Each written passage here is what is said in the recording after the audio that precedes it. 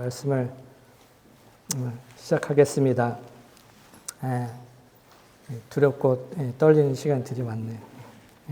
제가 그 학교 다닐 때도 이렇게 시험 공부 안 해가지고 이렇게 딱 깼는데 이제 악몽에 시달리다가 시험에 이렇게 시험 보는 줄 알고 딱 깼다가 이제 꾸민 걸 발견하고 뭐 그런 얘기도 있잖아요. 근데 제가 한 번도 그런 적이 없는데 제가 그 말씀이 준비한 데서 이렇게 깜짝 깨는 그런 건 몇 번 경험을 해본 적이 있습니다. 얼마나 이 부담감이 크신지 이제 여러분이 한번 겪어보시면 이제 집사님들 이제 아실 거라고 생각합니다.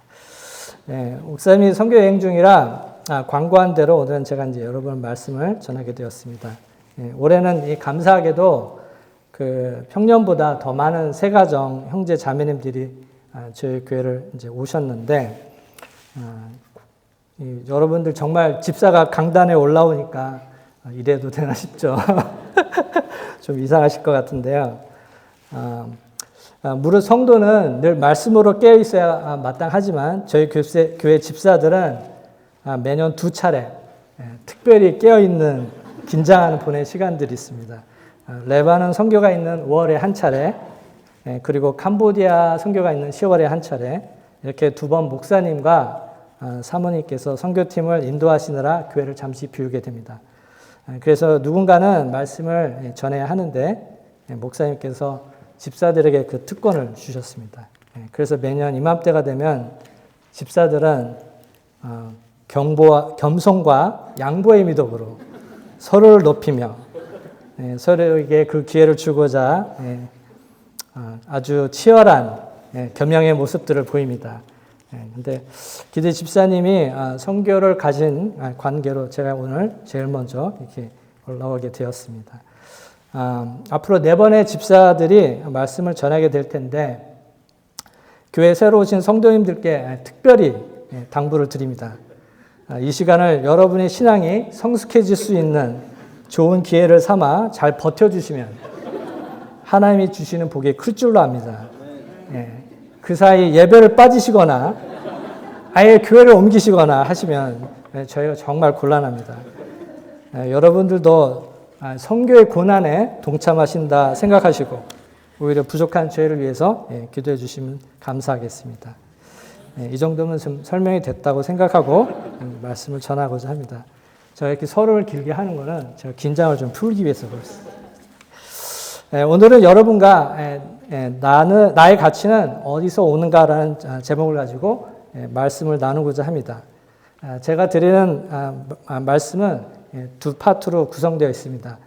첫 번째 파트는 쓸모와 가치에 관한 우리의 생각을 살펴보는 좀 더 관념적인 것이고, 2번째 파트는 하나님이 주시는 성경적 가치를 우리 삶 속에서 그럼 어떻게 간직할 것인가를 다룬 적용에 관한 것입니다.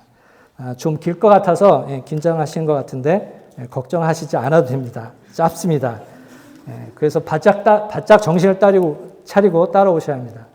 사람들이 제 설교의 특징을 말해주는데 어느 순간 갑자기 끝난다고 합니다. 그럼 설교 본문 누가복음 15장 1절에서 24절 제가 읽겠습니다. 모든 세리와 죄인들이 말씀을 들으러 가까이 나오니 바리새인과 서기관들이 수군거려 이르되 이 사람이 죄인을 영접하고 음식을 같이 먹는다 하더라. 예수께서 그들에게 이 비유로 이르시되 너희 중에 어떤 사람이 양 100마리가 있는데 그 중에 하나를 잃으면 99마리를 들여 두고 그 잃은 것을 찾기까지 찾아다니지 아니하겠느냐. 또 찾아낸즉 즐거워 어깨에 메고 집에 와서 그 벗과 이웃을 불러 모으고 말하되 나와 함께 즐기자. 나의 잃은 양을 찾아내었노라 하리라. 내가 너희에게 이르노니 이와 같이 죄인 한 사람이 회개하면 하늘에서는 회개할 것 없는 의인 99으로 말미암아 기뻐하는 것보다 더하리라. 어떤 여자가 10 드라크마가 있는데 하나를 잃으면 등불을 켜고 집을 쓸며 찾아내기까지 부지런히 찾지 아니하겠느냐. 또 찾아낸즉 벗과 이웃을 불러 모으고 말하되 나와 함께 즐기자. 잃은 드라크마를 찾아내었노라 하리라. 내가 너희에게 이르노니 이와 같이 죄인 한 사람이 회개하면 하나님의 사자들 앞에 기쁨이 되느니라. 또 이르시되 어떤 사람에게 두 아들이 있는데 그 둘째가 아버지에게 말하되 아버지여 재산 중에서 내게 돌아올 분깃을 내게 주소서 하는지라. 아버지가 그 살림을 각각 나눠 주었더니 그 후 며칠이 안 되어 둘째 아들이 재물을 다 모아가지고 먼 나라에 가 거기서 허랑방탕하여 그 재산을 낭비하더니 다 없앤 후 그 나라에 크게 흉년이 들어 그가 비로소 궁핍한지라. 가서 그 나라 백성 중 한 사람에게 붙여 사니 그가 그를 들로 보내어 돼지를 치게 하였는데 그가 돼지 먹는 쥐엄 열매로 배를 채우고자 하되 주는 자가 없는지라. 이에 스스로 돌이켜 이르되 내 아버지에게는 양식이 풍족한 품꾼이 얼마나 많은가. 난 여기서 주려 죽는구나. 내가 일어나 아버지께 가서 이르기를 아버지 내가 하늘과 아버지께 죄를 지었사오니 지금부터는 아버지의 아들이라 일컬음을 감당하지 못하겠나이다. 나를 품꾼의 하나로 보소서 하리라 하고 이에 일어나서 아버지께로 돌아가니라. 아직도 거리가 먼데 아버지가 그를 보고 측은히 여겨 달려가 목을 안고 입을 맞추니 아들이 이르되 아버지 내가 하늘과 아버지께 죄를 지었사오니 지금부터는 아버지의 아들이라 일컬음을 감당하지 못하겠나이다 하나 아버지는 종들에게 이르되 제일 좋은 옷을 내어다가 입히고 손에 가락지를 끼우고 발에 신을 신기라. 그리고 살진 송아지를 끌어다가 잡으라. 우리가 먹고 즐기자. 이 내 아들은 죽었다가 다시 살아났으며 내가 잃었다가 다시 얻었노라 하니 그들이 즐거워하더라. 최근 나의 삶에는 커다란 변화가 있었습니다. 그것은 저희 어머님이 무려 38년 거주하였던 정들었던 워싱턴주의 주도인 올림피아라는 소도시를 떠나 제가 사는 이곳 캘리포니아주 알라메다로 오신 것입니다. 연세 86세에 친구와 많은 벗들을 등지고 고향을 떠나셨으니 참 드라마틱한 변화입니다. 아브라함이 본토 친척 아비집인 하란을 떠난 나이가 75세인데 저희 어머님은 86세시니 어머니에겐 참으로 커다란 환경의 변화가 아닐 수 없습니다. 오시게 된 이유는 어머님의 건강 상태가 이제는 더 이상 혼자 사실 수 없는 상태라 제가 사는 이곳으로 오시게 되었습니다. 몸이 불편하신 어머님께서 지금까지 혼자 사신 것만도 참 대단한 의지와 용기라고 생각합니다. 성경을 몇 달 만에 통독도 하시고 책이 없어서 못 읽으시던 어머니가 이제 눈이 시리고 최근에는 잘 들리시지도 않는 나이가 되시니 점점 습관처럼 하시는 말씀이 있습니다. 하나님이 왜 나를 데려가시지 않나? 아니면 내가 왜 더 살아야 하니? 이렇게 제게 묻는 것입니다. 저희 어머님을 포함해 많은 어르신들은 독립성을 잃어버리고 자식에게 짐이 되는 순간을 몹시도 힘들어 하시는 것 같습니다. 평생을 자식을 위해 살아오기만 했지 자식에게 기대는 것은 익숙하지도 않고 자존심이 그걸 용납하지 않는 우리의 부모님의 세대는 자식에게 짐이 되거나 부담을 주시는 것을 못 견뎌야 하십니다. 그래서 한편으론 자식을 위한다는 생각과 또 다른 한편으론 자신의 자존심을 지키기 위해 하나님이 주신 자신의 삶과 생명을 이제는 가치 없다고 느끼며 소홀히 여기는 그릇된 생각을 하시는 것 같습니다. 비록 그릇된 생각이지만 여기 계신 많은 분들이 공감하실 줄 믿습니다. 50을 훌쩍 넘어 이제 60을 바라보는 저도 언젠가는 제게 있을 일이기에 충분히 공감되는 게 솔직한 마음입니다. 그런데 과연 이런 생각들은 노인들에게만 있는 건가요? 여기 미국도 그렇지만 특히 한국의 많은 젊은 청년들이 졸업을 하고 직장을 구하는데 많은 어려움을 겪고 있다는 소식을 듣게 됩니다. 대출을 받아 공부를 했는데 대출금을 갚기는커녕 알바로 용돈벌이를 해야 할 때 느끼는 좌절감과 부담감은 참으로 감당하기 어려울 것이라고 생각됩니다. 그리고 그러한 실패가 몇 번 반복이 되면 자신도 모르게 어느 순간 자신을 쓸모없는 인간이라고 느낄 수 있지 않을까요? 이제는 좀 시간이 된 이야기이긴 하지만 국가 부도 상태 IMF였던 1997년 수많은 아버지들이 직장을 잃고 가정으로서의 역할을 할 수 없자 많은 가장들이 집에도 들어가지 못하고 거의를 배회하며 노숙을 하던 것을 기억하실 줄 압니다. 혹은 갑자기 불치병에 걸려 투병을 하며 장기간 가족에게 도움을 받아야 하는 분들도 가족에게 짐이 된다는 생각에 괴로워합니다. 우리 주위에는 나이와 성별에 상관없이 의외로 많은 이들이 살다 보면 있을 수 있는 여러 가지 어려움을 겪게 되고 그리고 그 시간이 좀 길어지면 자신이 쓸모없다라는 생각들을 하며 그 생각으로 스스로를 더욱더 힘들게 하고 있습니다. 우리는 이런 상황에서 우리 자신도 모르게 은연중에 받아들이고 있는 쓸모가 없으면 가치가 없다라는 이런 생각, 이 가치관을 다시 한번 되돌아봐야 할 것 같습니다. 쓸모가 없으면 가치가 없다고 느끼는 이 감정과 생각들은 그런데 과연 옳은 것인 걸까요? 이런 생각으로 고민 중에 있는데 하나님께서 좋은 컨텐츠 하나를 보여주셨습니다. 거기서 알게 된 내용을 잠시 소개하겠습니다. 20세기의 가장 훌륭한 인류학자로 거론되는 마가렛 미드에 관련된 에피소드입니다. 여기서부터는 기사 인용입니다. 인류학자 마가렛 미드가 하루는 한 학생에게 문명의 첫 증거는 무엇인가라는 질문을 받았습니다. 그 학생이 기대한 것은 토기, 사냥도구, 숫돌 혹은 종교적 유물을 미드가 말할 것이라고 예상했습니다. 그러나 미드는 고고학 발굴 현장에서 발견된 15,000년 전 인간의 넓적 다리뼈, 허벅지뼈가 문명의 증거라고 대답했습니다. 참고로 이 뼈는 부러졌다가 다시 붙은 흔적이 있는 뼈입니다. 넓적 다리뼈는 엉덩이와 무릎을 연결하는 인체의 가장 긴 뼈입니다. 그 넓적 다리가 부러지면 현대 의술이 없는 사회에서는 나을 때까지 약 6주 동안 움직일 수 없습니다. 미드는 동물의 왕국에서라면 당신의 다리가 부러지면 곧 죽음을 의미한다고 설명했습니다. 위험으로부터는 달아날 수 없고 물을 마시거나 사냥할 수도 없습니다. 부상당했다는 것은 포식자의 먹이가 된다는 것입니다. 어떤 생명체도 부러진 다리가 나을 때까지 충분히 오래 살아있을 수 없습니다. 우선적으로 잡아먹일 것입니다. 부러진 넓적 다리가 다시 붙었다는 것은 다른 인간이 그 낙오자의 곁을 지켜주었고 그 상처를 묶어주었으며 안전한 곳으로 옮겨서 회복될 때까지 돌봐주었다는 사실의 증거입니다.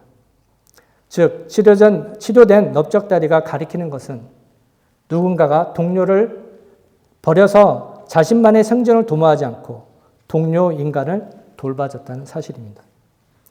마가렛 미드가 하고자 하는 말은 함께 생활하는 동료의 존재를 인식하고 그 동료가 공경에 빠졌을 때 그 어려운 사정을 공감하며 자신의 위험이나 힘듦을 무릅쓰고 동료를 도울 수 있게 됨으로써 비로소 인류의 문명이 시작되었다는 것입니다. 인용을 마칩니다. 많은 사람들은 언뜻 문명의 시작을 도구의 발견과 기술의 발전으로 생각하실 것입니다. 저도 그랬습니다. 그러나 이 매의 눈을 가진 인류학자는 부러진 넓적 다리뼈를 통해 문명의 시작을 인간이 상대방의 공경을 공감하고 자신의 위험을 무릅쓰고 동료가 나을 때까지 보살피고 그를 돕는 것으로 정의했다는 것에 학계와 많은 사람들은 공감했다는 것입니다. 여러분도 고개가 절로 끄덕여지지 않나요? 여기서 우리가 유해 생각해 볼 것은 인류는 오래전부터 서로를 쓸모의 대상, 즉 도구적 가치로 보는 것이 아니라 관가에서 오는 존재적 가치로 보았다는 것을 알 수 있습니다. 정말 놀라운 발견이 아닐 수 없습니다. 그런데 현재 우리는 어떻습니까?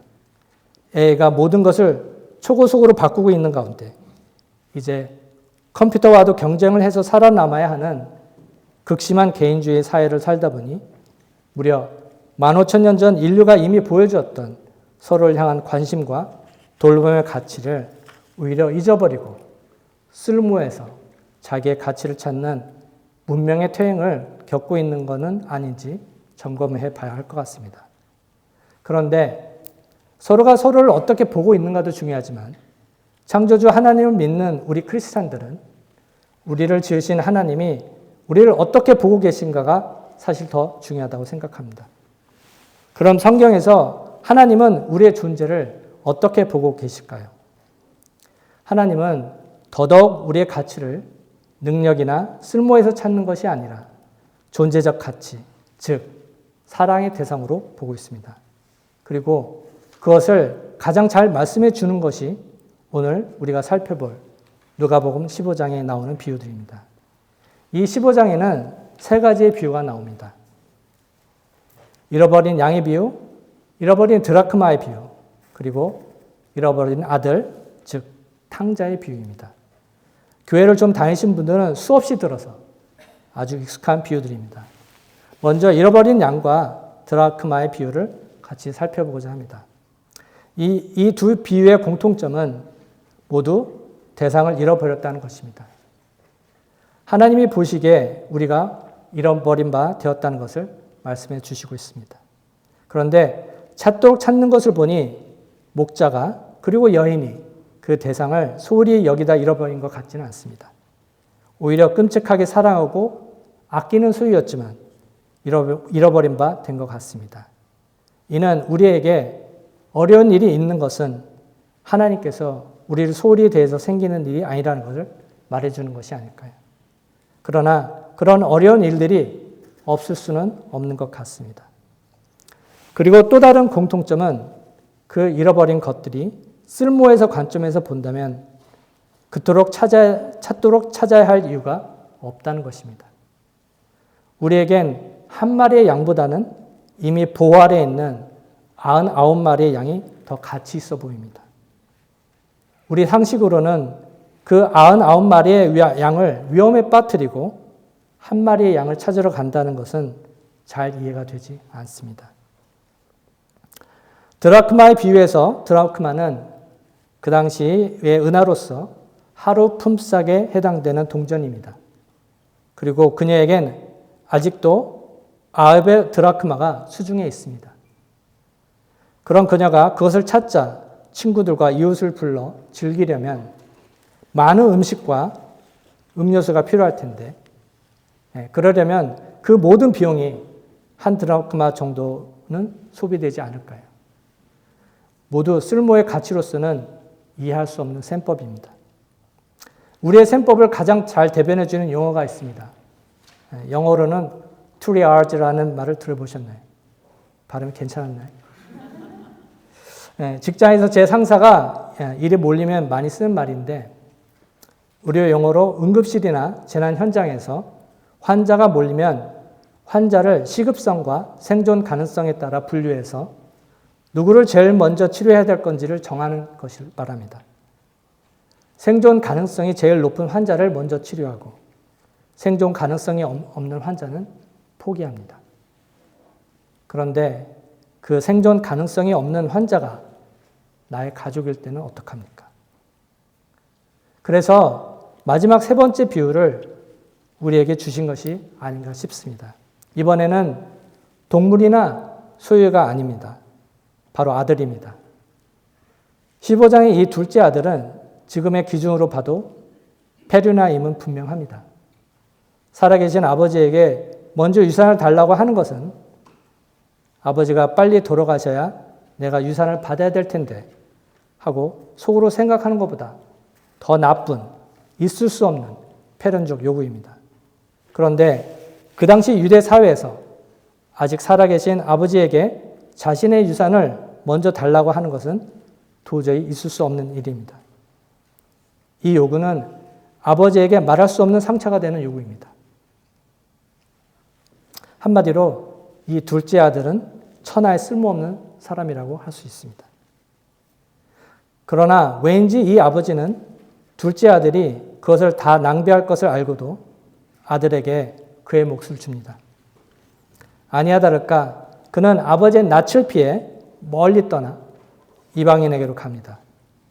그리고 허랑방탕하게 살다가 그 모든 재산을 낭비하고 잊어버리자 이스라엘 사람들이 불결하게 생각해서 먹지도 않는 돼지를 치며 겨우 목숨을 부지하려고 합니다. 그러나 돼지가 먹는 쥐업 열매조차 주는 자가 없어 줄여 죽게 되었다고 합니다. 결국 죽게 되었을 때 그때 비로소 아버지의 집을 기억합니다. 그리고 그는 자신이 아버지께 얼마나 큰 죄를 지었는지를 조금씩 깨닫기 시작합니다. 그래서 그는 리허설을 준비합니다. 18절 내가 일어나 아버지께 가서 이르기를 내가 하늘과 아버지께 죄를 지었사오니 지금부터는 아버지의 아들이라 일컬음을 감당하지 못하겠나이다. 나를 품꾼의 하나로 보소서 하리라. 그 순간 그는 자신이 참 쓸모없는 인간이라고 생각했을 것입니다. 자신이 의지했던 것은 재물이었고 그 재물은 바로 아버지의 것이었죠. 물론 자신이 원했던 것은 아버지의 소유였지 아버지가 아니었음도 깨달았을 것입니다. 그리고 그것이 얼마나 어리석은 말과 행동이었는지 그리고 얼마나 아버지의 마음을 아프게 했을지 처음으로 깨닫지 않았을까요? 그래서 자신을 아들이 아니라 품꾼의 하나로 받아달라고 말씀드리면 혹시 아버지가 받아주지 않으실까 생각합니다. 그 일말의 기대를 가지고 그는 살기 위해서 아버지의 집으로 돌아갑니다. 그런데 이 탕자의 아버지는 그가 집을 떠난 이후 늘 그랬듯이 언제나 그가 돌아오기만을 기다리고 계셨습니다. 그래서 아직도 거리가 먼데 거짓골을 하고 있는 아들을 알아보고 달려가 그가 준비한 말을 마치기도 전에 그를 와라 안으십니다. 이 사랑이 많으신 아버지는 아버지의 간섭이 싫어서 그리고 아버지의 재물을 탐하여 챙겨서 멀리 떠난 그 불효막심한 아들이 살아 돌아온 것만으로 기뻐하십니다. 그리고 제일 좋은 옷을 내어다가 입히고 손에 가락지를 끼우고 발에 신을 신깁니다. 그것은 아버지가 그 탕자의 지위를 회복시켜 주기 위해서가 아니라고 생각합니다. 아버지의 마음속에선 그 탕자는 항상 아버지의 아들이었기 때문입니다. 그는 다만 죽었다가 다시 살아났으며 잃었다가 다시 얻었을 뿐입니다. 이것이 예수님이 말씀해 주시는 하나님 아버지의 마음입니다. 하나님은 우리를 보실 때 우리가 얼마나 쓸모있는 존재인가 아닌가로 보시지 않습니다. 그분은 우리의 아버지시고 우리는 그분의 자녀입니다. 그래서 우리의 성취나 능력을 보고 싶은 것이 아니라 우리와 함께 거하고 교제하고 싶어 하십니다. 우린 그분의 종이 아니라 자녀라는 것을 기억하시기 원합니다. 여기까지 따라오신 여러분은 하나님께서는 우리를 쓸모의 가치가 아닌 존재로서의 가치, 다시 말해 사랑의 대상으로 보고 계신다는 것에 충분히 동의가 되셨을 것이라고 믿습니다. 그러나 아직 우리에겐 넘어야 할 장애물이 하나 더 있습니다. 그건 바로 우리 감정의 문제입니다. 좀 더 정확히 얘기하면 믿음의 문제이기도 합니다. 하나님이 우리를 존재적 가치, 사랑의 대상으로 보신다고 해도 우리가 그걸 깨닫지 못하면 어떡합니까? 혹은 그걸 느끼지 못하면 어떡합니까? 자신이 쓸모없다라는 생각과 감정 가운데 사로잡혀 있는 많은 분들의 고민은 바로 여기에 있지 않을까 싶습니다. 우리가 그걸 깨닫지 못하거나 느끼지 못한다면 우리의 존재적 가치는 없어지나요? 그렇지 않습니다. 하지만 우리가 그걸 인지하거나 혹은 믿지 않는다면 이것은 앞에서 보신 것처럼 아직 우리는 탕자가 돼지 쥐업 열매로 배를 채우려 하는 상태에 있는 것과 동일합니다. 우린 긍휼이 많으신 부자 아버지를 두고 가난하게 사는 아들이 될 것입니다. 아버지는 잃어버린 자식이 돌아오기를 애타게 기다리고 계셔도 탕자는 그것을 알지 못하기 때문에 아버지가 자신을 받아주실까 하며 계산을 하고 있습니다. 아직도 자신을 얼만큼 쓸모가 있는 인간인지를 평가하고 있는 것입니다. 그러나 비록 탕자가 완전히 깨닫지 못했을지언정 아버지를 떠올리고 아버지께로 돌아갈 것을 생각한 것처럼 우리도 하나님 아버지를 떠올리고 아버지에게로 돌아가야 합니다. 내가 지금 외롭고 우울하다면, 그리고 삶의 의미를 잃고 있다면 우린 현재 하나님 아버지께 잃어버린 바 된 것입니다. 그렇다면 우린 그 아버지를 만나기 위해 아버지께로 돌아가야만 합니다. 그리고 할 수만 있다면 날마다 그분을 만나야 합니다. 대화를 나누다 보면 저 자신을 포함해 많은 사람들이 머리로서는 아는데 그럴 마음이 안 생긴다고, 그럴 기분이 아니라고 합니다. 그러나 내 마음이 병들었다고 가정해 봅시다. 병든 내 마음의 소리를 계속 듣는 것은 회복에 결코 도움이 되지 않을 것입니다.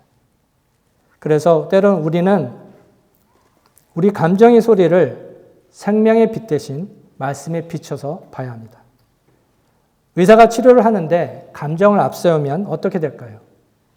진료를 하는 의사는, 그리고 특히나 수술대에 선 의사는 더욱 그렇듯이 지금까지 배우고 경험한 지식을 총동원해 그가 배운 대로 매뉴얼대로 수술을 진행해야 합니다.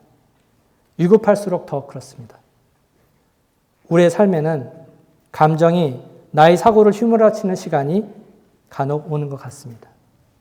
그리고 때론 그 시간이 우리의 기대보다 길어지기도 합니다. 그러면 우린 잘 버티다가도 감정의 존재이기에 때론 속으로 무너져 내림을 경험합니다. 그럴 때 우리의 감정이 우리를 계속 무너져 내게 해서는 안 됩니다.